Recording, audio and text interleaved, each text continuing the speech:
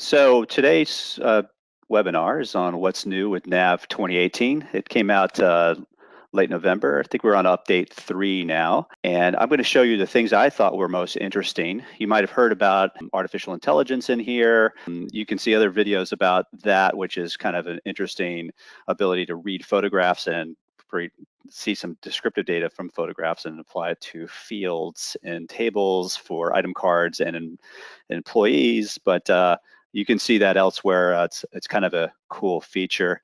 But I wanted to get in things I think that are going to be more practical to your day-to-day use of NAV 2018, things that can help you in, now.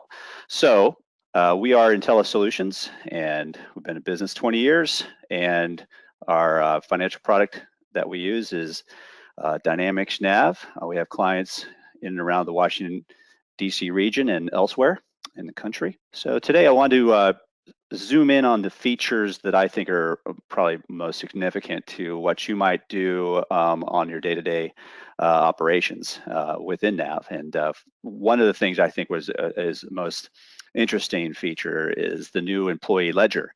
It allows you to no longer have to create a vendor for all your employees to reimburse them for expenses. Instead, you have now you can use the employee card and track AP related to those employees with a new, basically another subledger called the employee ledger. I'll get into that a little bit and then move on to the new area called user tasks. It allows you to kind of coordinate your accounting work within NAV so everyone can see it and you can assign people. And then lastly, I'm going to go through the day in the life of a sales order processor and show you some of the features that will be beneficial to that person in the flow.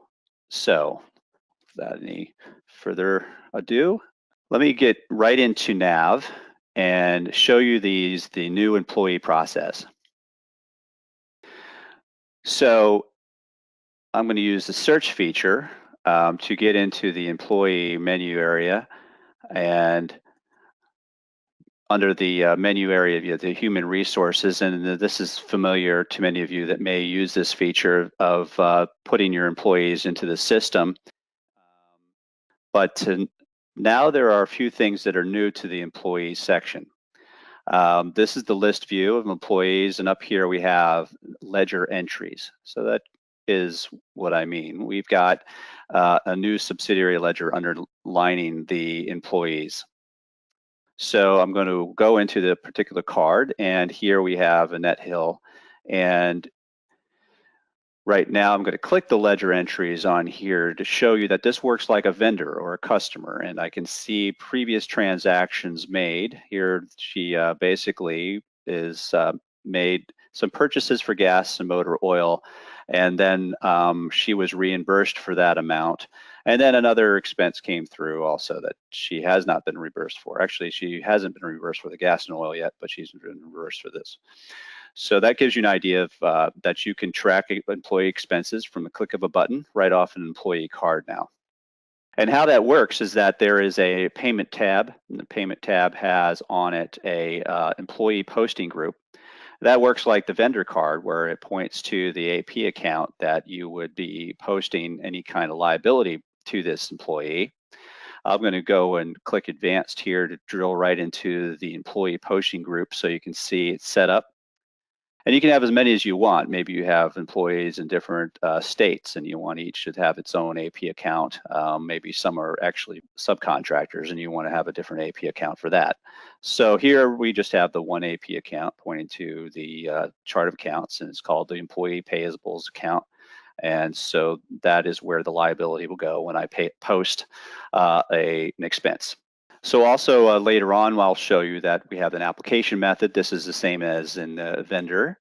We can have it done manually, which you select which expense gets paid for, or you can do it and apply to oldest, which is an automated way of applying your expense to a payment.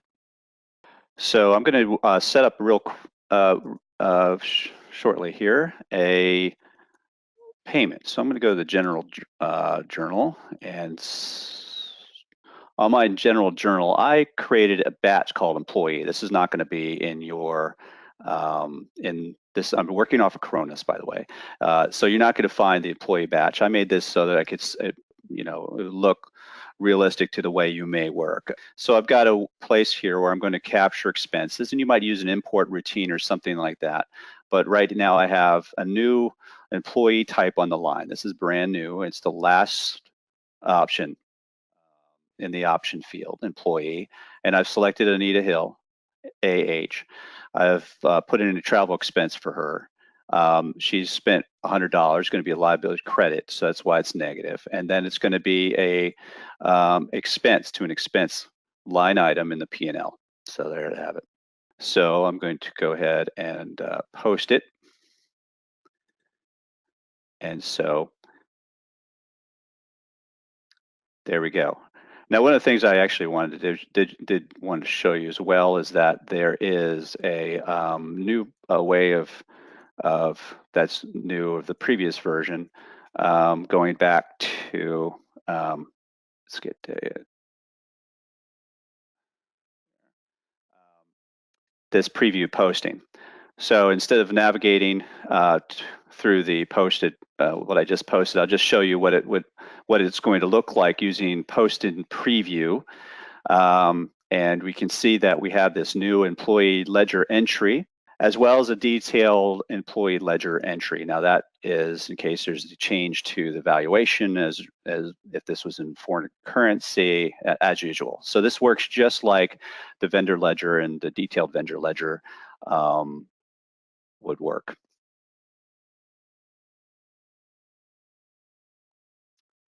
So now that we have this liability, we have the ability to pay them. And so there is a new suggest employee payment option off the payment journal. So I'm going to cancel out of this. So we've created our expense. Now we're going to pay the employee back, reimburse the employee for their expense. So I'll go into payment journal.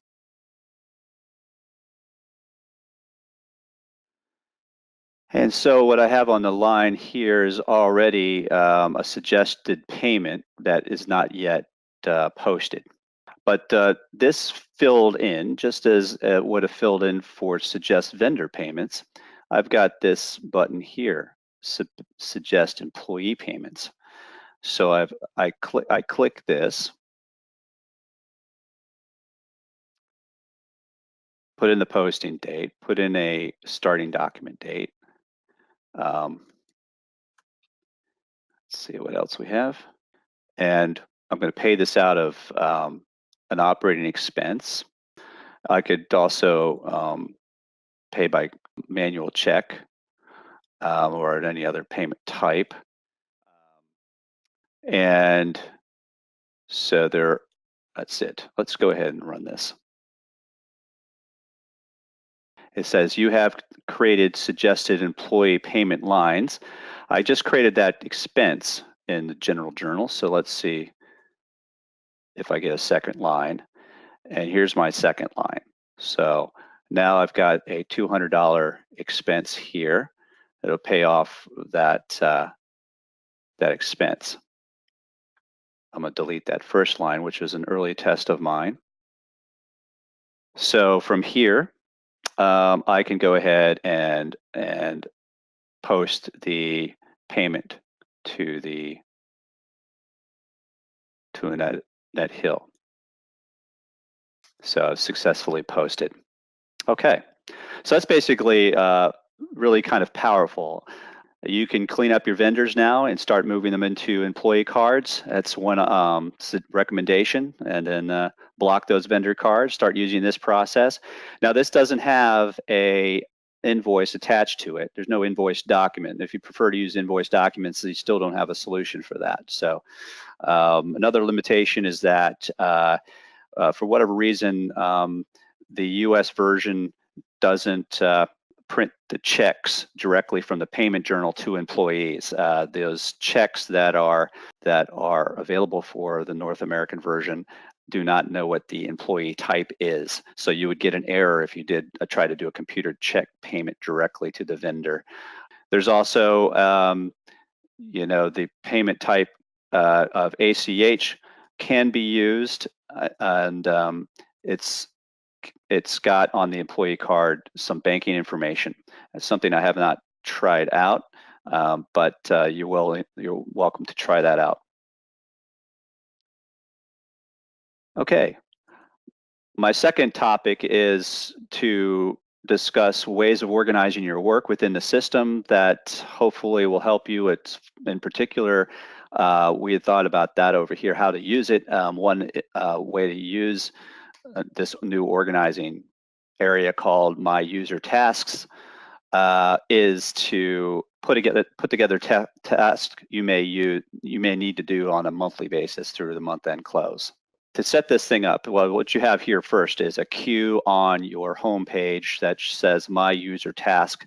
Currently it says 0 because there are no pending user tasks for me to do. But you set up tasks. I'm going to set the user task up in the application setup area. And it's the same place where your user setup is currently, but it's the last task. It's called user tasks. And I'll go in here. I've set up a task.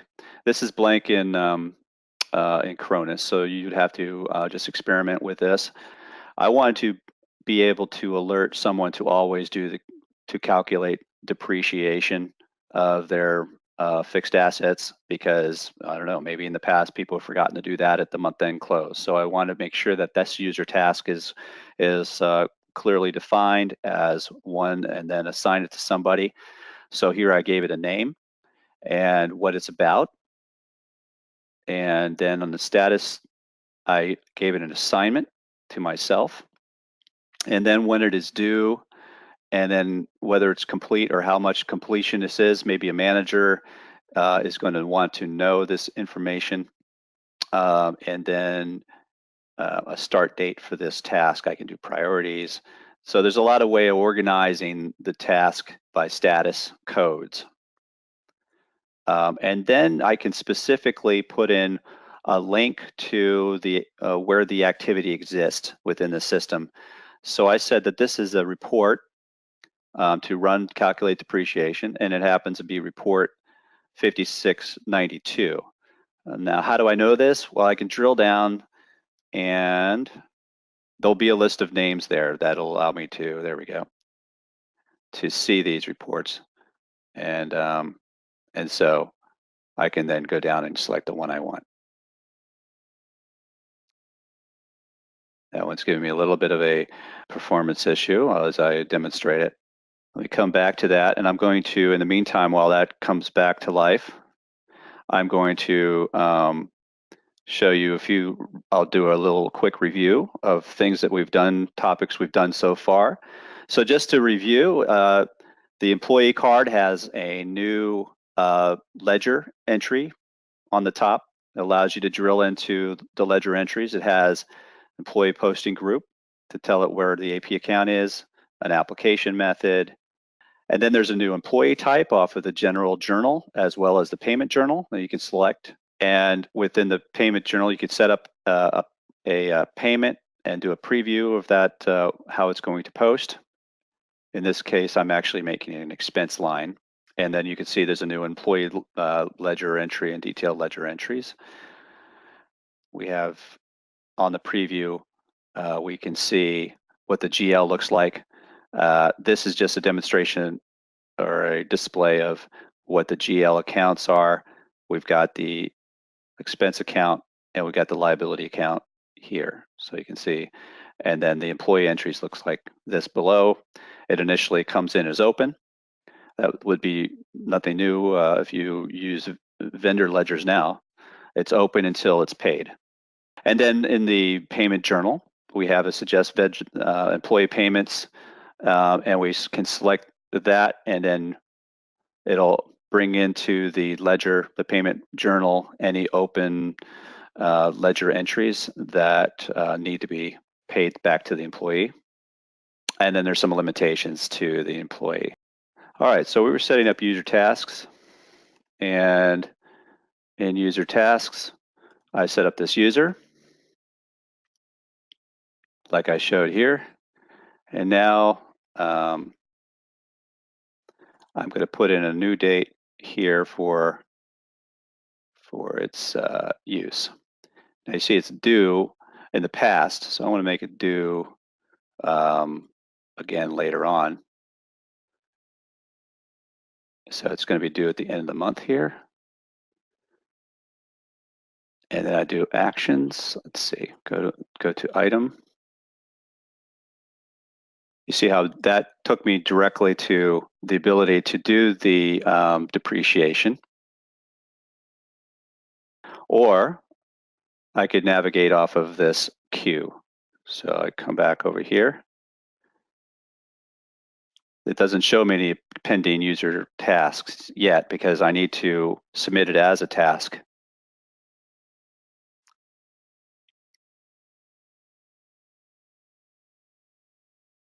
I think it's because it's already been marked as complete. So I've got, there's a way of marking your user task as complete, but what I wanted to demonstrate to you is that when you do create these tasks, it'll show up in your queue. You'll click it, you'll see exactly what you see here, and then you would go to an action, and then you go to the task item. So in other words, you could have 5, 6, 7 of these that you use and repeat over and over again. And that way you ensure that you complete all the activity at your month end. So it's a kind of a nice thing. And it sits right here on your home page so that you can click to it and see all the tasks in one spot. So the next thing I want to show you is the business flow improvements. There's some nice things involved in your day-to-day life, as I say, a sales order taker. And this can also, there's some things I'm going to show you here that are just not just sales, but I'm going to show you just as a step through how all this works out. So in the business flow, we start with, I'm going to show you the address edit notification, new changes to item charges, transfer orders, and some bulk invoicing, et cetera, et cetera. So we go into a sales order, and in the sales order, we have the name, contact information as usual. But maybe there's something about this address that's wrong. So I'm gonna change the address number, the street number here. And when I did the edit here, there's this new pop-up that occurs, says the address you entered is different than the customer's existing address. And I've got some options. I could either update the address or I could don't show again.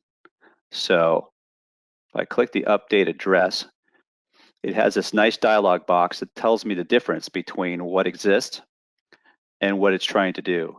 So here I can see that I'm changing that last digit.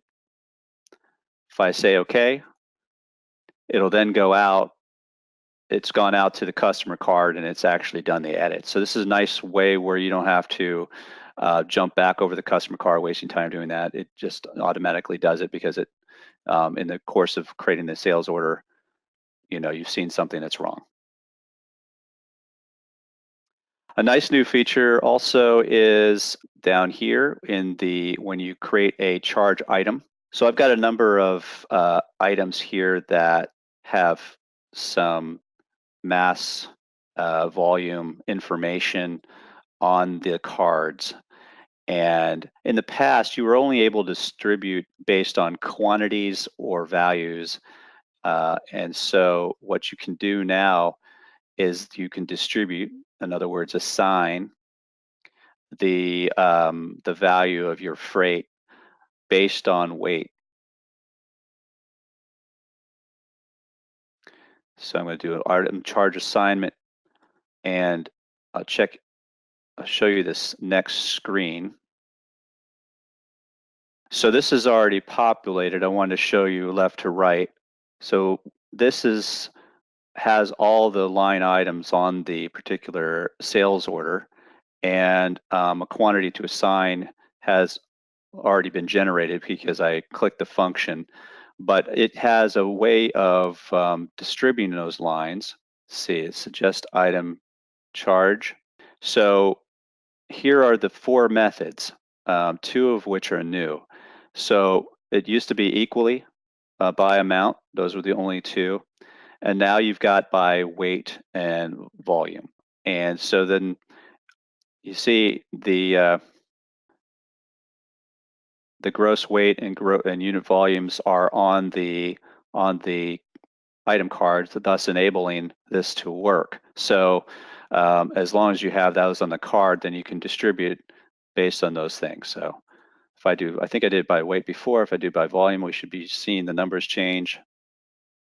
I think I did by volume before. Try by weight. There, it was weight. Now it's just redistributed by weight. So that means that the cost of the item charge is being distributed across all these items based on weight. So that's a nice new feature.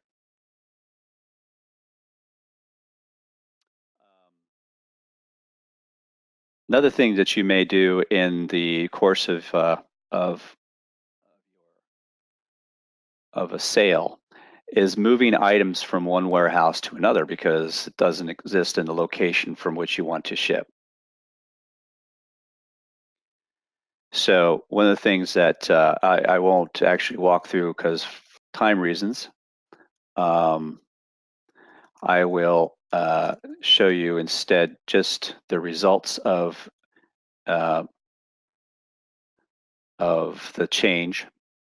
So here in the last transfer order, I'm trying to move some items from the blue location to the green location, and I've got a checkbox that shows it's a direct transfer. In the past, you had to have like a little location in between blue and green called an in-transit location. That is no longer the case. You can actually move directly from blue to green with no location while the items are in progress. So one of the ways I've done this is to demonstrate this, I've taken a quantity of 6 and I have shipped it. It hasn't been received yet. It's not yet received. So in other words, the item 1996-S is not, it's in transit, but it is not in an in-transit location. So that's the distinction. So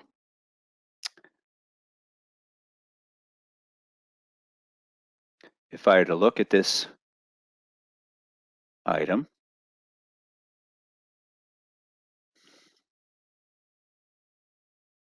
and I took a look at the current location of the item, you could see that this first row is that I've got 6 items in an unspecified location. So in other words, they're in transit, they're just not in a in-transit location. Now, why would you want this? Well, you know, it's just for ease of setup, I suppose. Okay.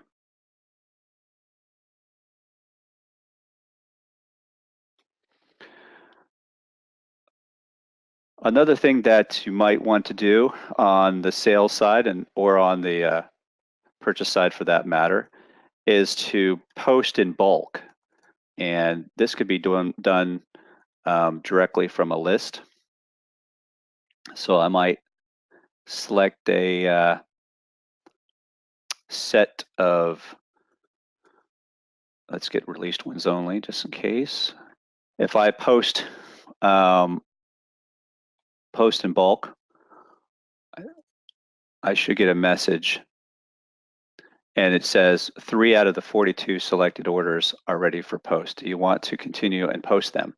So in other words, it's an easy way to select multiple. And what I did is I did the control button in order to do my selection and maybe you have, you do a batch posting at the end of the day, but you want to be selective in what you post. This is one means of doing that. And if one is not ready to post, you'll get an error along the process of doing that. So let's say you're not ready to post. There is a new you might want to confirm with your customer that you have you're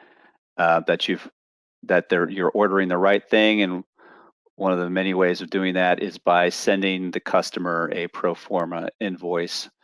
There is a new invoice that's available so that you can make that confirmation with them. Let's see. Let's see where they hit it. Okay, it's under posting. It's one of these icons over here. I'm going to draw it open. So it's here on your menu. It's called the Proforma Invoice. So this is something new for 2018. I would click this, and this report is something that is not.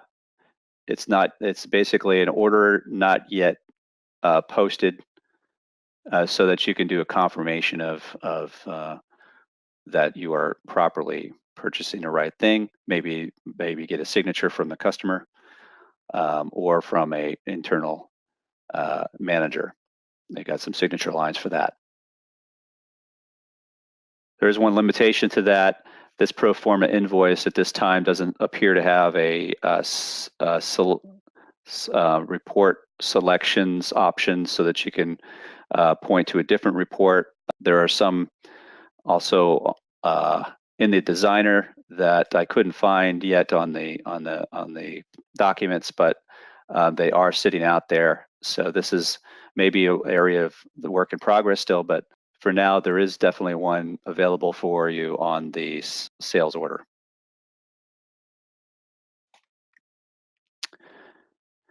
And there's one last thing I wanted to show you, and that is a nice new feature for any of you that uses intercompany.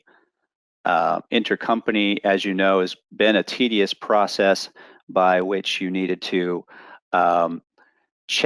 basically send an invoice out to a handle or a outbox, let's say, if you're going to purchase from a sister company, another entity, you could send to an outbox, and then that would convert into an inbox once you submitted it in the other entity, or be sent out of the database into a file.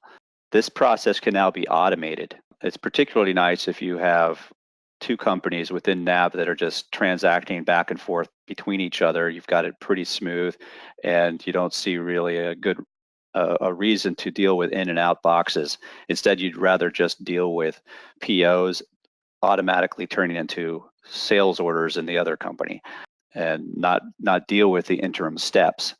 So now there's a setup for that in the intercompany setup. I spelled that wrong.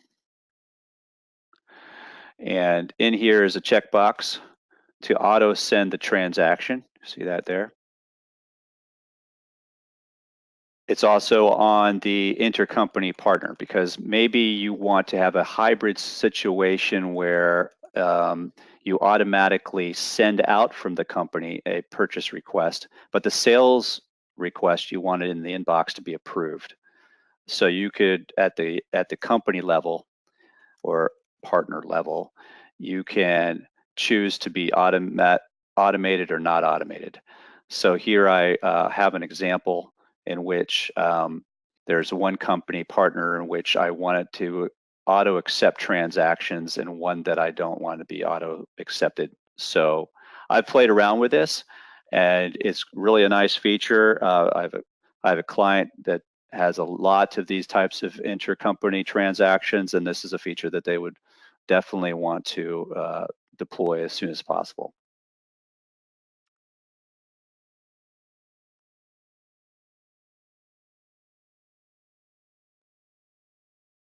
So, well, before I turn back to Clayton, let me just do a review.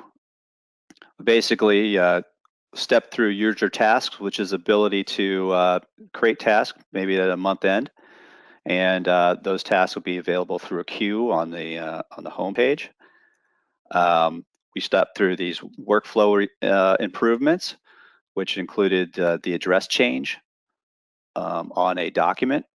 And I didn't mention, but this is also available in purchase orders, purchase invoices, sales invoices. So the other documents also have this feature, the item charge feature, which can be by volume and weight now. The transfer orders, which is easier setup without having to deal with an in-transit location. The bulk posting, which gives you control to select from a list. The Proforma Invoices, which gives you ability to do some internal approval or approval with your customer prior to committing to the final agreement, and automation of intercompany. Thank you very much, everyone.